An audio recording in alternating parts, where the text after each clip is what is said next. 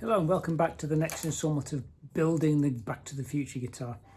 This time I'm going to be looking at how to put the bindings on. So I've got some plastic bindings here, just thin strips of plastic, and they go together to form this kind of like stripes that go around and protect the corners of the guitar. And first of all, we've got to cut a channel, and then we've got to glue the bindings in place. And cutting a channel is always the hardest part. What I've got to do is cut a channel along here, which is about 5mm deep and about, for the back, about 2mm that way, so that the bindings will fit in, and then obviously the bindings go in on the top there. So fitting the bindings is going to be, cutting the channel, sorry, is going to be the interesting part. So I've made a construction, so a couple of pieces of plywood, a bit of plywood with a hole cut in it, cut in half with some screws through, and that is where I'm going to put my rotor.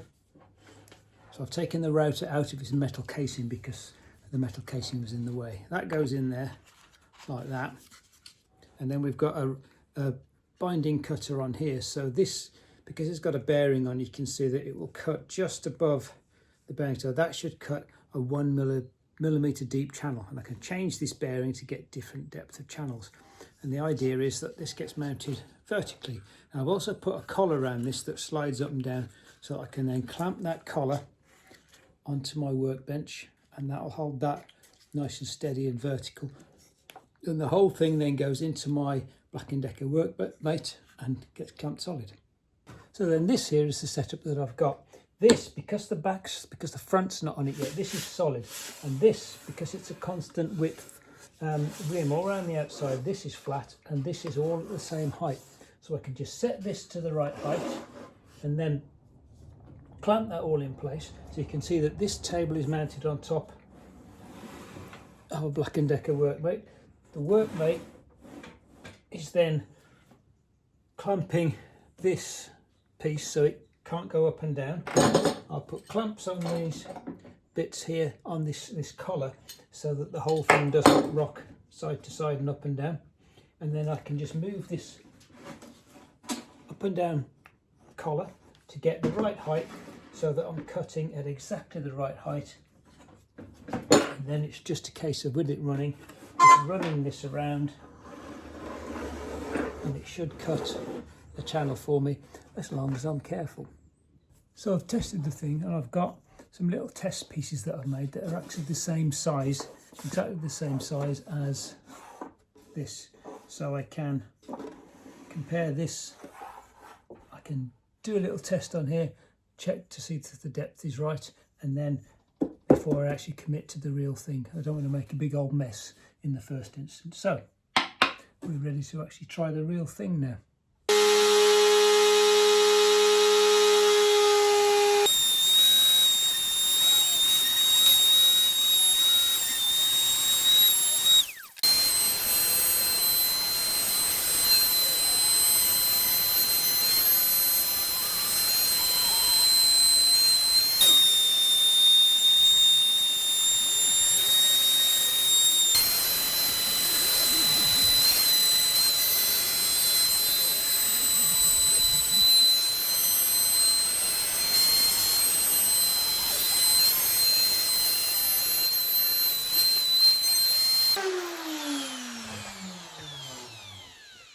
So there's been a bit of an issue since I did the, as you can see here, I've done the binding channel, and here what's happened is the three layers have started to delaminate. So the bottom layer, that was indeed the Cascamite glue layer, has started to come away. So I've quickly wodged some epoxy down the gap with a fine blade, and I've clamped it up, and hopefully that will fix it, but we'll see. This is only 1mm deep, so I'm going to have to do a second pass, taking it down to 2mm, which is what I need. So the rotor bit I got to do the binding with came with a bunch of different sized ball bearings. The one I'm using at the moment is the biggest one. It gives me a 1mm lip here. So the next one up is this one, which is going to give me the 2mm. 2mm is what I need, so I did 1mm first and then a second one, so that I do it step by step, and hopefully you get a nicer cut that way. So I've made sure the router's unplugged for this.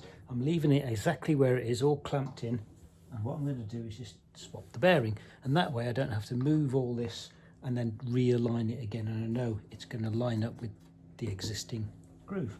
So here we go. Okay, that's quite tight. To get a little screwdriver to very carefully edge it off. Take the new one. Doesn't seem to have a handedness about it, so I'll just put it on this way up. Slot it into place. Do the screw.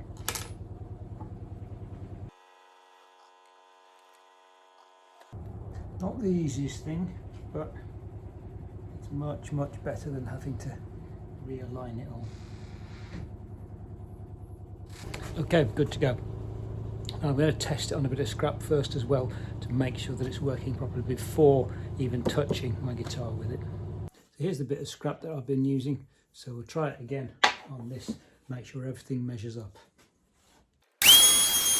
Here's the cut. It's looking like it's in the same place, and I've just measured it. It's looking like it's the right depth as well.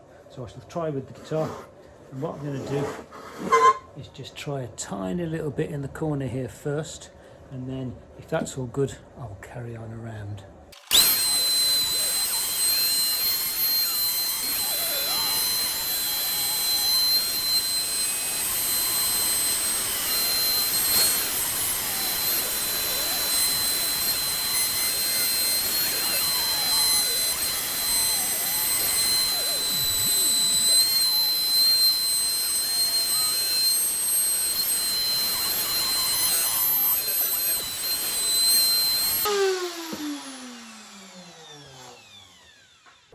So the next thing is to try and clean up the channel a little bit.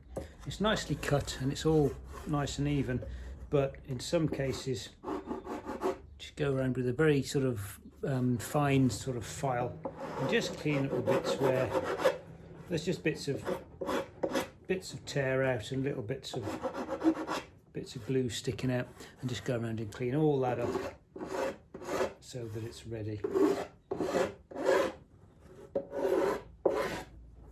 So now these are the bindings. Now, I never used plastic bindings before. I've always used wood. So gluing it's going to be an issue. So I can't use wood glue on this. I've got to use something else. And I've seen a lot of people use super glue. And then I've seen you can also potentially use acetone. So with the acetone melts the plastic, and the idea is it kind of soaks into the wood and grabs the wood. I'm in two minds here because I've had some delamination here, so I want the binding really to add a little bit of strength. If I'm just using acetone, which is soaking into the wood, I don't think it's going to give it that strength. So I've got to decide super glue or not super glue. The other thing I need to decide is, do I glue it together first and put it round, or do I put it round in strips, or do I try and glue all three loose at the same time? So, a bit of thinking to do. So whichever I'm going to do, I've got a bit of sandpaper. I'm just going to roughen up the surfaces of these so that they'll take glue better. And all I'm doing is putting the sandpaper like that, and I'm just running it down the middle just to take that shine off. And I'll do it both directions. There's the white one. Do the black one.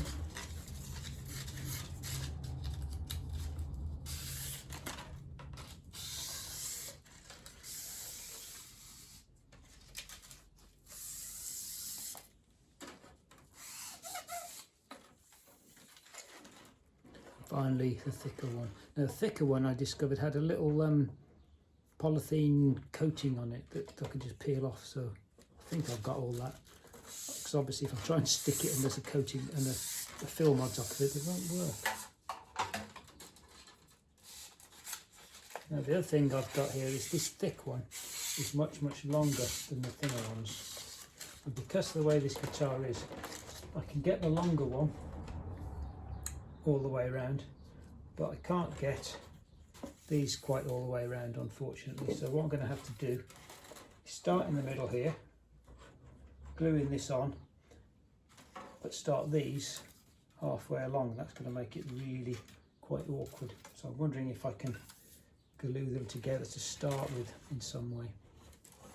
And first of all, for the long one, I need to find the middle. The easiest way is just to balance it on your finger till you get to a point where it's nice and evenly balanced, which is about there. There we go. Make a little mark there for the middle, saves me measuring it. Now I'm thinking about a way of sticking these together, and the problem is if I glue these together, and you can pan you down a little bit, if I try and glue these together on the bench, you can get them lined up. So if I try the acetone for instance, I've got to be able to press these down into shape, into a flat shape, and then leave it to dry. But the problem is I can glue it, but I can't hold it for long. So if I put a book on it or something, what's going to happen is these are going to just drift out and I'm going to end up with an offset.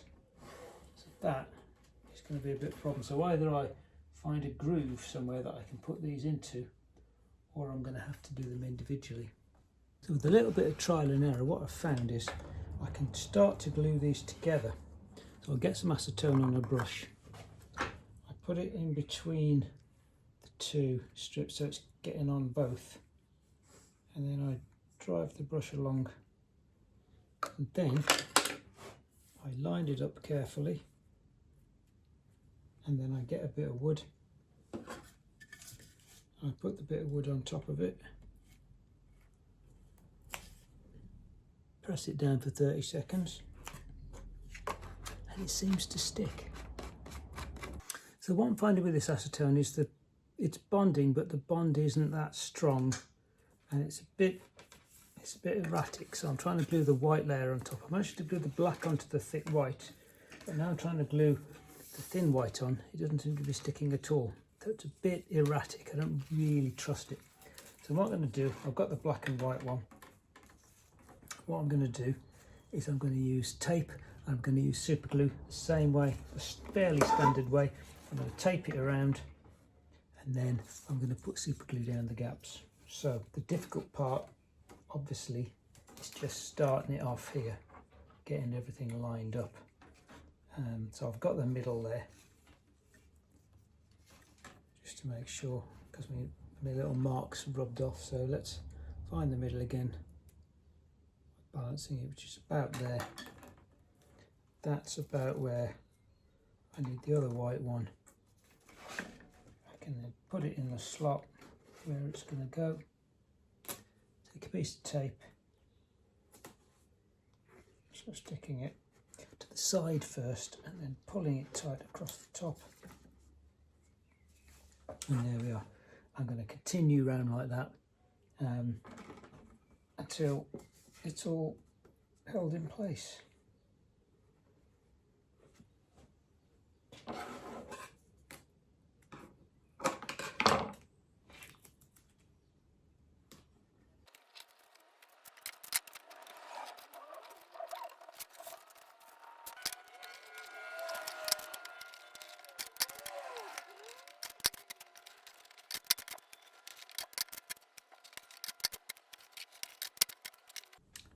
Now as I go around, I'm not finding that I'm needing to heat this at all.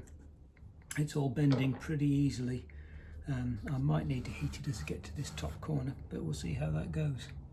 In fact, I'm finding as I go around this tight curve, I don't actually need to heat it or anything. It's just fitting in there quite nicely. So this is 1.5mm on the outside and 2 0.5mm stripes on the inside. So any thicker, maybe it would need it. So far, so good.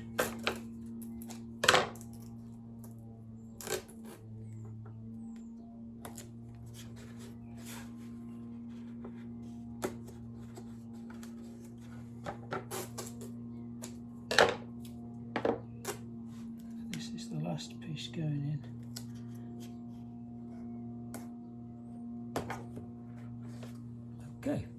Okay, so we've gone all the way around. So I'm just going to go around now and inspect the whole lot, make sure that it's all seated properly and there are no unsightly gaps. And then we can think about gluing it together. And to glue it together, I've got some super glue. So you need to make sure that it's the liquid super glue and not the gel. because what we need to do is dab bits on in between these bits of tape, and it'll soak down in and it'll stick it. It will also soak down everywhere else and make a big old mess, unfortunately, which then has to be cleaned off. But it seems to be the best way of doing it. And if you're gluing plastic, you haven't really got much other choice. Acetone's supposed to work, but as you probably saw earlier on, I was having trouble getting the acetone to bond properly. So here we go.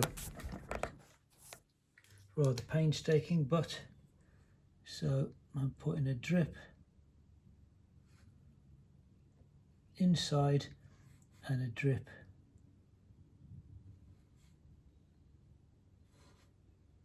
and letting that run down. So a drip inside and a drip in the middle. So one in theory is going to go down between the layers, and one is going to go down and glue it onto the guitar body. So just enough to try and make as little as possible mess. And you can see that it kind of runs down and into the gap. Capillary action, it's called. And it starts to get a bit stinky as well. So you want to make sure that you do this somewhere that's fairly well ventilated.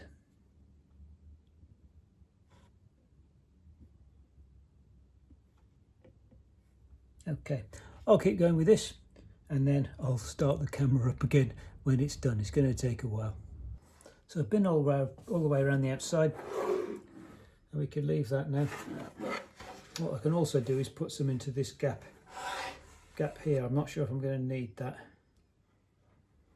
So coming in from the side here, maybe I will just to be on the safe side. Let's go around again. That's done. Now leave that for a good hour or so. I know it's super glue, but it still takes a while to make sure you get your proper bond. So there we are. It's been an hour or so, so it's time to take the tape off.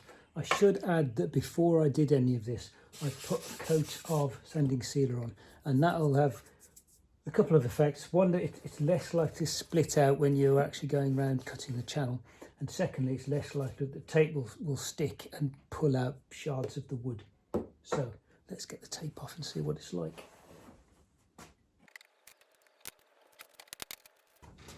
I've just come to the final few now. Getting this down to a fine art. A couple more to go.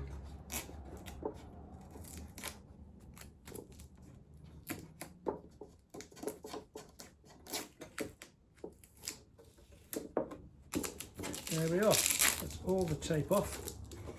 The bindings are on. You can see they look messy at the moment, but the next stage is to clean these up and to start to bring them down. So I've deliberately done them slightly proud just in case there are any undulations. And I will now clean those up and make them look nicer. The first thing I'm going to do is trim off these edge bits here, because what's going to happen is they're going to get banged and it's going to pull them off. And I'm just using a sharp knife. I wasn't sure whether to use a saw or a sharp knife, but the sharp knife seems to be cutting, as it's plastic. Just cut through those, and again on that side. To clean them up, you're going to need one of these, which is a cabinet scraper. Really, it's just a piece of metal with a burr on the edge. Now, I have another video out there somewhere that shows you how to sharpen one of these. So if you've not seen one before, and all you do, because there's a little burr on the edge, you can just run it like that along the edge, and what will happen is it'll take little scrapings off. You see that? So you can basically go around the whole thing, taking shavings off till, see the shavings that are coming off it, until it gets down to the right level with the wood.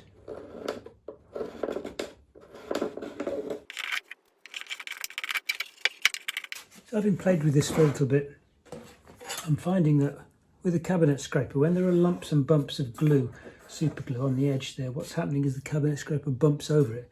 I'm getting a very wavy edge coming through. So what I found is a little block plane works a lot better. You just skim along and it'll take off the glue as well and keep it nice and smooth, so you can just run that around and you get a much better edge on it. And it also has the advantage of taking off the extra lumps of glue, so I don't have to sand them off later. Just being very, very careful. And then I can probably, once I've done that, I can finish it off with the cabinet scraper.